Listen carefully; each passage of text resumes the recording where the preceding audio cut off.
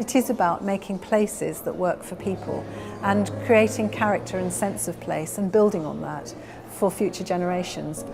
I'm delighted to be helping with this project since many of my erstwhile colleagues at the Housing Corporation and at the regeneration team in CEDA, the South East Regional Development Agency, are now part of the Homes and Communities Agency. You ask what my first job was. Well, I was a geographer as a degree and I wasn't at all sure what I wanted to do. So I very nearly became the first female fast streamer at the Bank of England. But my university had put me in for the civil service exams and to my amazement, I got through them. Since I was very close to wanting to be a town planner, but I wanted to work rather than train, I said if they would put me in the Department of the Environment, then I'd be delighted to come. And to my, again, amazement, I was offered the Department of the Environment. So that was a key turning point. I might have been an economist, but I became a civil servant. What inspires me is beauty, architectural beauty, but also community.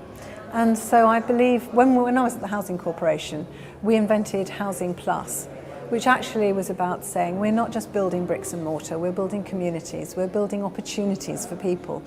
In some ways, I've been inspired by the communities I've worked with, some really exciting groups who have got up and got on and pushed us to actually achieve the things they wanted to achieve. But in terms of gurus, I think one of my inspirations was Michael Young, social entrepreneur that he was, and he certainly got up and did things. I worked with him when I was at the Housing Corporation, supporting some of the work he did with our research fund. And I've always thought that his approach, which is maybe echoed in Ann Power's work at LSE, was absolutely crucial to centering placemaking on people. And so I've always felt that was at the heart of what really motivates me. The civil service was a great influence on who I've become. We had a permanent secretary, Terry Heiser, who was very keen to ensure that there were role models across the whole hierarchy of women achieving. He brought a lot of women through and he made sure that a lot of female fast streamers got great opportunities. I was keen to deliver things, not just talk about them. Great deliverers in all sorts of sectors have always been an inspiration. And I think Steve Jobs, not just because he produces fabulous designs, but he's said something which I feel is absolutely true, which is that creativity is about connecting things up. And what I find exciting is connecting things up. I think that's what geography is, and that's what I like to use in my various different roles. There's an interesting debate about whether leaders should be visionary or managerial and whether they can be both. And I recently heard on the radio a very interesting discussion about some research that had been done into which US presidents had been truly transformational. And counterintuitively, it was the ones that were managerial that actually made things happen, rather than the ones that were visionary, although the visionary ones achieve things too. It's crucial that there should be vision in an organisation, but it can come from many different places. It doesn't have to come from the top. So a leader must provide clarity of focus, clarity of priorities, and then clarity of follow-through, because there's a leader who just has vision and tells you what the tasks are, who's not robustly following up whether they're being completed or not, will find that at the end of the day they may have had vision, but they may not have delivered very much. I think I'm quite a demanding task mistress. I always value energy, determination, an attitude of can-do, a willingness to go the extra mile, and actually passion. I love working with people who love what they do and love the skills that they bring to it. So those are the things that I look for in a team. But also recognising that no one person will create the whole team. A team is made up of different attributes, and we need to understand what we value in the differences between each of us, as well as the similarity of purpose.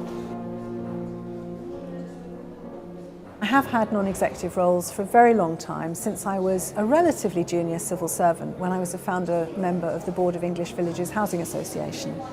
And I think maybe one point I would make to everyone is that if you want non-executive roles when you step back from your executive career, you need to start doing them much sooner than that, so that you have a track record and you get to understand what it's like to be non-executive. Because I found it helped me enormously in my chief executive roles to know how difficult board members find it when they're having to come in and out of an organisation without the continuity that we will get as executive teams. I'm very proud of what we achieved at Hastings at Cedar. I'm hugely proud of the Turner Contemporary at Margate. But I think perhaps the one I'd choose is my role as chair of Peabody. I had to recruit a new chief executive and I had to work with my board really to recreate the ethos of the organisation, to focus on ways in which we could become much more efficient and effective as a landlord, and to rethink the values of Peabody for the 21st century.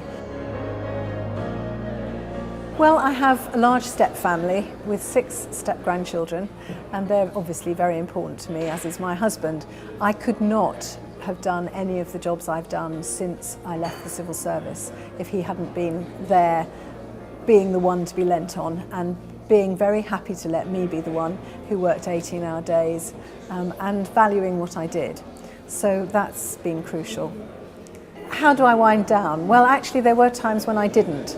But now I have more ability to, and I probably value it more too. I think everyone has realised that you burn out if you don't wind down. So I love singing.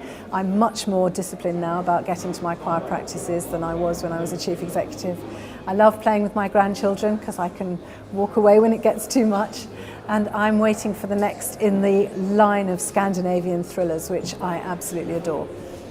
Choosing the piece of music for a desert island is absolutely easy for me because all my career I've turned to one piece of music when I've needed sustenance, and that's Britain's War Requiem.